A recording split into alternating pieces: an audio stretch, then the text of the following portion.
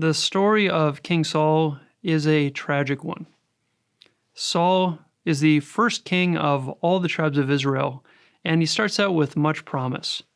For a few hundred years prior, the tribes of Israel had been ruled by judges, temporary military rulers who had been raised up in times of crisis to lead the country in defense against its neighbors, and also to render judgments in disputes between the peoples of Israel. However, as the era of judges progresses, the judges of Israel progressively become corrupt. Jephthah sacrifices his own daughter to fulfill an oath that he swore. And Samson had a whole range of issues that he dealt with. The final two judges named in the book of 1 Samuel are Eli and Samuel. While they themselves are honorable, their sons are corrupt, taking bribes and coercing the people. And after this period, the people of Israel in 1 Samuel 8 eventually clamor to have a king. Desiring to have a king like the neighboring nations, they want someone to govern over them and to lead them into battle. However, God was supposed to be the king of the peoples of Israel. And Samuel warns them that a king will take their sons and their daughters into his service, will take their land and the produce of the land.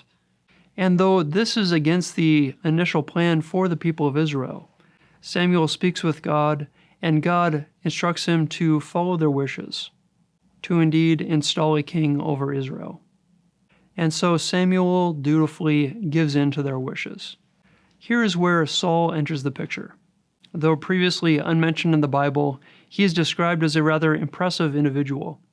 He is described in 1 Samuel 9 as a handsome young man. There was not a man among the people of Israel more handsome than he. From his shoulders upward, he was taller than any of the people. He is at the same time a person of somewhat humble origin. He is from the tribe of Benjamin, the last and the least of the 12 tribes of Israel. According to God's leading, Samuel anoints Saul. And as the scriptures say in 1 Samuel 10, a new spirit comes upon Saul. He is given a new heart. He becomes a new man. And from that point on, he begins to lead the people of Israel. Samuel summons all the people of Israel to Mizpah, where he identifies Saul and they acclaim him as king. Here also he informs the people of the rights and the responsibilities of the king.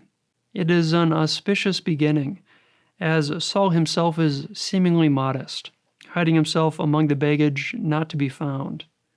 And soon after, as one of the Israelite cities is besieged by one of their neighbors, the Ammonites, Saul calls all the people of Israel and drives the Ammonites away. He is made king formally thereafter at Gilgal, and again hereafter he is merciful towards those who were critical of him. All seems to be off to a very good start to this whole idea of having a king. However, it is at this moment in 1 Samuel 12 that Samuel admonishes the people. He warns of the blessings and the curses of the people in these words: "If you will fear the Lord and serve him, and hearken to his voice, and not rebel against the commandment of the Lord, and if both you and the king who reigns over you will follow the Lord your God, it will be well. But if you will not hearken to the voice of the Lord, but rebel against the commandment of the Lord, then the hand of the Lord will be against you and your king."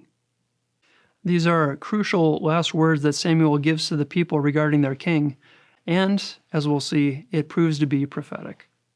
And so Saul begins his reign over Israel. However, one important piece of information, how old he was and how long he reigned, is notoriously uncertain. The relevant passage, 1 Samuel 13:1, is unclear, the words being indiscernible. And so most historians rely on a speech from the New Testament, from Acts 13, where Paul the Apostle describes Saul as reigning for 40 years. The first century Jewish historian Josephus also refers to Paul as ruling for 40 years, although in some versions of his text it is listed instead as 20 years.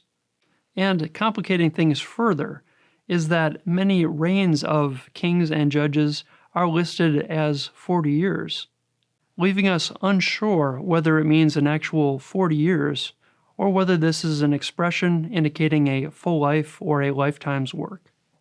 But regardless of this detail, Saul's reign begins. However, it almost immediately runs into difficulty. In 1 Samuel 13, the main opponents of the Israelites from this period, the Philistines, come and make camp against the Israelites. A vast Philistine army assembles at Michmash, and King Saul, with comparatively few troops, waits tentatively for Samuel to arrive and bless the people.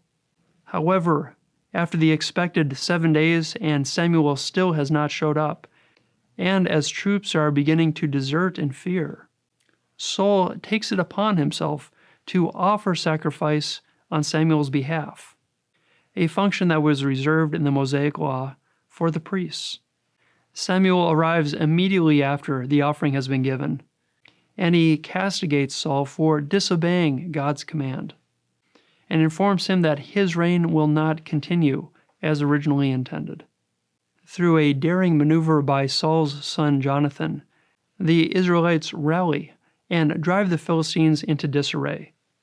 King Saul and the Israelite army ends up winning the day. And in 1 Samuel 14, Saul's success continues as he prevails in a list of conflicts against other neighboring nations. At this point, God commands Saul to attack and utterly destroy the Amalekites.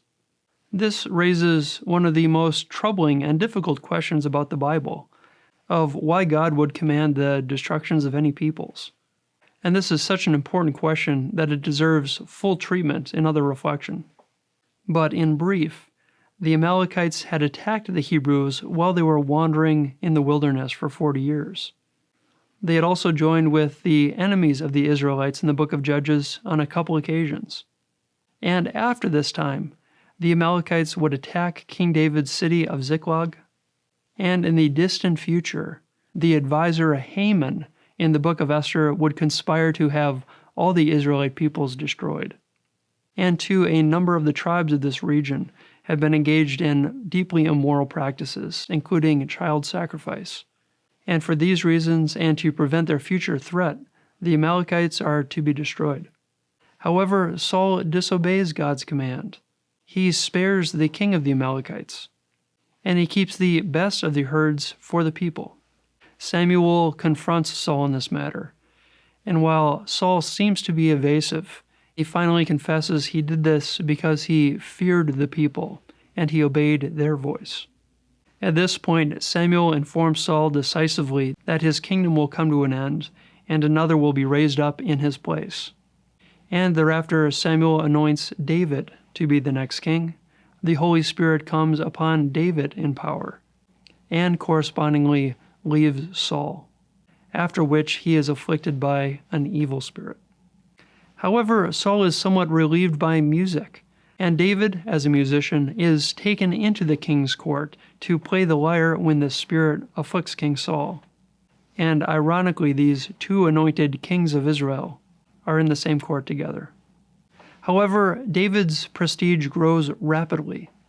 In 1 Samuel 17, he prevails in a conflict against Goliath, the champion of the Philistines, and though he is but a shepherd boy himself, he takes down this great warrior. Thereafter, David is given a command, and he prevails repeatedly over the Philistines. In a famous phrase, the people sing out, "Saul has killed his thousands, David his 10,000s." And Saul, hearing this, grows angry from jealousy. At this point, as the people love him, Saul comes to fear David, and he conspires to kill him. On a couple occasions, in moments of rage, King Saul throws a spear at David and fortunately misses him. And in 1 Samuel chapters 19 through 26, Saul threatens David, he conspires against him, and eventually pursues him on a few occasions. David, however, has some help from Saul's own family. Saul's son Jonathan and David are best friends, and Jonathan warns David on a couple occasions. Also, Saul's daughter Michal is given to David in marriage, and she helps him escape from a plot against his life. In this pursuit, Saul grows angrier and angrier. Finding out that a priest has assisted David in his escape, he kills 85 priests for their perceived betrayal. And finding out Jonathan has informed David, he throws a spear at him as well, though fortunately also misses. He seems to be the type of guy that throws spears when he's angry, and also seems to be not a very good aim.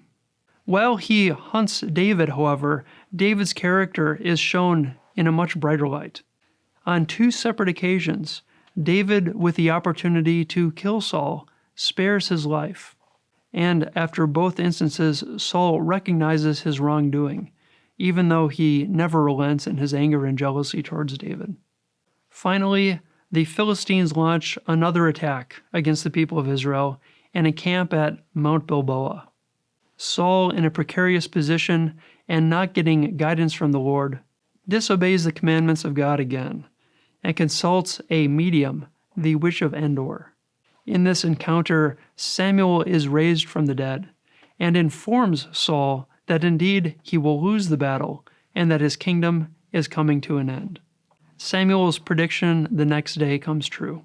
The Philistines attack, the Israelites scatter, and Saul and his sons, including Jonathan, are killed in the battle. And so Saul's reign comes tragically to an end.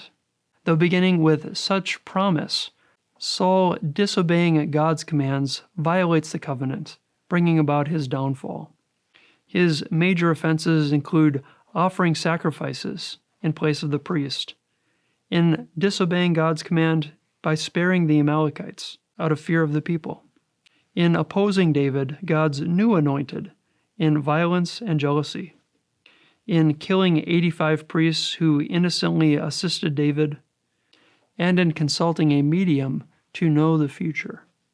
In this way, Samuel's prophetic warning in 1 Samuel 13 comes to pass, where he warns the king and the people to continue in obedience to the will of God. And we see in this story of King Saul a few principles that will recur in future kings during the kingdom of Judah. Firstly, the fate of the leaders and the peoples are tied together. That where the king does wrong, or where the people do wrong, all suffer together. Secondly, that the principal criterion for prosperity or for destruction is faithfulness. And thirdly, that even though the chosen of God might fall, God remains faithful and raises up another to continue leading the people of Israel. While this is the sad ending to the story of Saul, he is not the last Saul in the Bible. Saul of Tarsus, known as Paul the Apostle, shares his name and some other interesting characteristics as well. Both Saul and Paul were from the tribe of Benjamin. Both were described as the least of their peoples. Both had an appearance of a dead prophet come before them, Samuel and Jesus. And both persecuted their enemies. While it's uncertain whether Saul of Tarsus was named after King Saul, it is nonetheless interesting that they bear these similarities. With King Saul's reign come to an end, King David rises meteorically in his place, superseding King Saul spectacularly in his qualities and in his triumphs. However, his own reign is now without difficulty itself, however, and we see these same principles from the life of Saul recurring in the kingship of David. And so, please join with us in our next video on King David in this series, The Kings of Judah, to learn more about this interesting and most exemplary king. And until then, may God bless you today.